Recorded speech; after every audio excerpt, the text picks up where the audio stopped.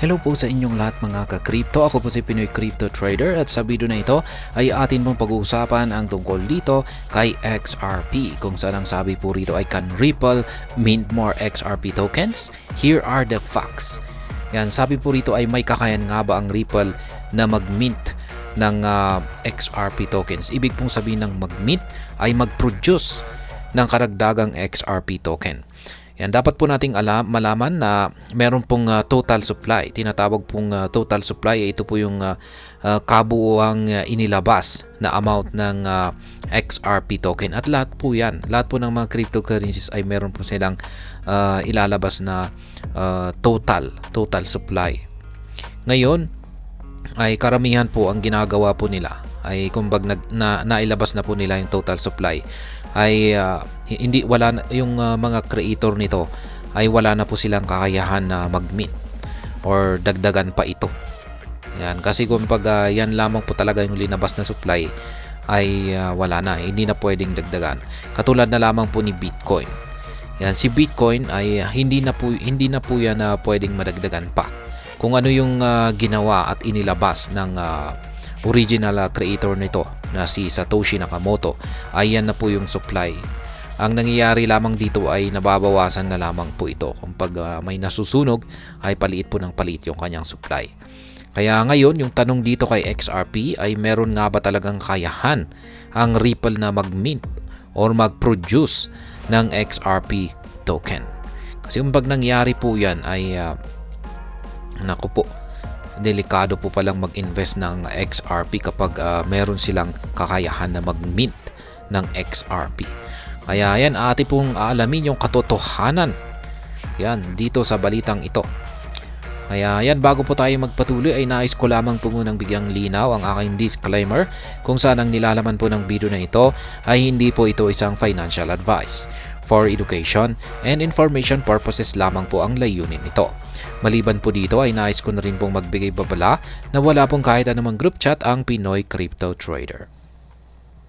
Riyan, ang sabi po rito ay Ripple has been the subject of a recent discussion surrounding the potential minting of more XRP tokens, with certain individuals raising concerns in a series of remarks. Kaya yan, mukhang pinag-uusapan daw po ang posibleng pag-mint pa ng karagdagang XRP tokens dito sa community ni XRP. At meron pong ilang mga individual ang nababahala rito. Recently, there have been assertions that Ripple have the capacity to mint more XRP tokens beyond those currently in circulation and escrow wallets. The catalyst for this discourse was a post made yesterday by an ex-user identified as Internet Dollar. Kaya yan. Sabi po rito ni Internet Dollar, yan, isa po siyang ex-user, ay nag-post po siya ng isang nakakagulat na isang tweet dito sa kanyang X account. At sinabi po niya na itong si Ripple ay meron daw po itong kakayahan na mag-mint or mag-produce ng karagdagang XRP token at idagdagan yung circulating supply nito or maging yung laman ng kanilang escrow wallet. At yan nga, gaya ng sinabi ko kanina ay hindi po yan maganda. Kasi kung syempre kung merong kakayahan yung Ripple na ganito mag-mint ng karagdagang XRP token, kung gusto lamang nila or gusto lang nilang magkaroon ng pera, ay syempre mint lamang po sila ng mint kung kailangan nila ng pera. At kung pag nangyari yan ay syempre babagsak at babagsak talaga yung presyo ni XRP or mahihirapan po talaga siyang umangat sa presyo kasi mint lamang po ng mint yung Ripple kung sa oras na kailangan nila ng XRP token. Kaya yan po ang hindi magandang impact niyan. Notably, Ariel, a well-known internet personality, recently provided a series of projections outlining the potential sequence of predicted future events. Among these forecasts is the anticipation of substantial surge in XRP's price following the revaluation of digital currency. Ayan po yung actual na tweet ni Ariel. Good morning to you all. Been a minute since I said that. So while I am up, I guess I will say something pertinent to the current situation we are facing at this crucial economic time. I think we are waiting for could happen in this order. Yan, Evergrande collapse, banking crash. Yan. In response, Internet Dollar disagreed with the prediction of an XRP price surge. According to him, XRP is too centralized to be worth anything. The individual contends that despite potential pumps, XRP has a bleak long-term future as more tokens could be printed. Kaya yan, ayon po kay Internet Dollar ay hindi po siya sang-ayon na hindi po siya sumasang-ayon sa mga prediction na si XRP ay magkakaroon ng price surge sa hinaharap. Sapagkat ayon po sa kanya ay si XRP ay napaka-centralized daw po siya para magkaroon ng isang halaga. Ayan, ayon pa sa kanya ay ang XRP daw po ay meron daw po siyang bleak na long-term future. Ayan, kasi kung yan nga yung sinabi ko kanina, kung kakailanganin lang ni Ripple ng XRP token, yan, at kung totoong may kakayan silang mag-mint, ay parang magpiprint lamang sila or magmi-mint sila ng XRP token. At hindi po talaga maganda yan. The comment sparked reactions from commentators who ridiculed the perceived ignorance regarding the claim of additional XRP minting. XRP has predetermined maximum supply of 100 billion tokens minted in 2012 during the inception of the XRP ledger XRPL. Kaya yan, marami raw pong napareact yan dito sa inilabas na pahayag ni Internet Dollar dito. Ayan, at ayon po sa kanila ay meron pong predetermined na maximum supply ang XRP at ito ay nasa 100 billion na tokens lamang. At ito po ay na-mint noong taong 2012. Yan, ibig sabihin ay parang sinasabi po nila na yan, yung mga commentators dito na wala pong kakayahan ang Ripple na mag-mint ng additional XRP token. Pero ayan, wala pa rin pong dapat magkaroon talaga ng patunay na ang Ripple ay wala silang kakayahan na mag-mint dito. Kaya ayan po yung parang nakakabahala rito. Jed McCaleb, Arthur Brito, and David Schwartz, the original architects of the XRP-IL, built it an independent project. XRP originally existed to power the network as a GANs token for consuming network resources. XRPL Labs founder Whitsie Wind confirmed this in a remark last year. Yan, ito po yung gusto nating malaman dito. Can Ripple mint more XRP? Yan, meron nga ba talagang kakayahan ang Ripple na makapag-mint ng karagdagang XRP token? Kasi hindi po kasi maganda ito. Yan, gaya na nga ng sinabi ko kanina, kung kailangan po lamang po ng Ripple ng XRP ay syempre i-mint lamang po nila yan. Mint lamang po nila yan out of thin air. Yan, Ripple then OpenCoin emerged as a fintech company with a goal to develop more use cases for XRP. Ripple received 80% of the XRP supply as a gift, with McCaleb serving as the first CTO, Schwartz as Chief Cryptography Officer, and Brito as advisor. Yan po yung umpisa, kung paano po nag-umpisa itong si XRP. Kaya ayan, nung nailabas po ang XRP ay yung 80% daw po ng XRP supply ay napunta kay Ripple bilang isang regalo. Kaya ayan, napunta po ito sa mga ilang ayan, yung mga tao rito. Si katulad ni McCaleb, yan, si Ginoong Schwartz at saka si Brito. Ayan, meron po silang mga nakuha rito. Notably, most of the XRP supply was shared among the visionaries behind the XRPL and Ripple. Ripple locked up most of its share as a company in escrow wallet. The company has been releasing some XRP tokens every month to meet liquidity demands. Kaya, ayan, hindi naman po napunta lahat yung 80% sa mga taong ito. Yan, yung tinatawag po nilang mga visionaries.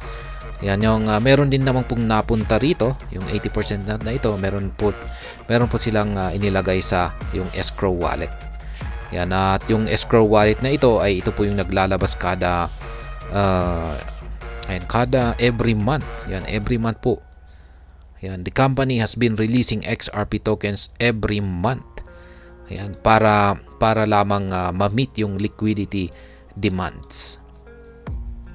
Ever since, while XRP circulating supply has fluctuated due to the escrow releases and token burns, the asset's total supply has remained stable as there have been no more token mints since 2012. Ripple has no power to mint more XRP tokens. Kaya yan po yung confirmation dito. Ayan, kasi mula noon, yung nailagay na po nila sa escrow wallet, yung 80%, at ayan, nag-release po sila at saka nagkakaroon po sila ng mga token burns, ay nananatili pa rin po na stable or stable yung total supply ni XRP. Kasi wala na pong nakikreate or naproproduce or nami-mint na additional XRP token mula pa noong 2012. Kaya ayan, dahil po dito ay ang Ripple ay nagpapakita lamang na wala po silang kakayahan na makapag-mint ng additional XRP token. Kaya ayan, mukhang gawa-gawa lamang po ni Internet Money yung kanyang akusasyon dito kay Ripple. Notably, speculation on this previously emerged given the XRPL's Genesis block is block 32,570. Some individuals claim Ripple minted more XRP tokens in earlier blocks and deleted these blocks to hide the incident. Schwartz recently debunked this, explaining why block 32,570 is the network's Genesis block. Kaya yan, nagkaroon din po ng issue pala dito sa XRPL's Genesis block, kung saan yung ito po ay yung block 32,570, kung saan ay meron pong ilang mga individual ang nagsasabi na si Ripple ay nag-mint ng maraming XRP tokens sa mga naunang blocks na ito. At sabi ng mga nag-aakusang mga individual dito ay dinilit po nila yung block na ito. Yan, yung blocks na ito na 32,570 para i-hide yung minint ng Ripple dito na XRP token. Ayan, pero ayon po kay Schwartz ay sabi po niya rito na kanyang ipinaliwanag na ang 32,570 ay block daw po ito ng network ni Genesis. Ayan, Schwartz, who took over as a Ripple CTO following the departure of Mac Caleb, confirmed that 20% of the supply went to co-founders and 79% to Ripple as a company. The disclosure was an attempt to bolstering transparency regarding the XRP supply and initial distribution. Kaya ayan, ayon po kay Ginoong Schwartz ay yung 20% ay napunta po sa mga co-founders ng Ripple. At yung 79% naman po ay ayan, napunta kay Ripple. Ito po yung nakalagay ngayon sa kanilang escrow wallet. Responding to Internet Dollar, Kyle Felker, an ex-user, stressed this fact. He noted that Ripple has given up control most of its nodes, with plans to do the same to more. He emphasized that XRP supply remains fixed at 100 billion, with no extra mints ever since 2020. Kaya ayan, sinagot po ni Kyle Felker. Yan, isa po siyang ex-user ang paratang dito ni Internet Dollar na si Ripple ay wala pong kakayahan or wala na pong control sa karamihan sa mga nodes nito, at meron pa silang plano na sa hinaharap ay bibitawan na po nila lahat ng kanilang control sa mga nodes. Kaya maliban po rito ay yung total supply ni XRP ay nananatiling nasa 100 billion pa rin.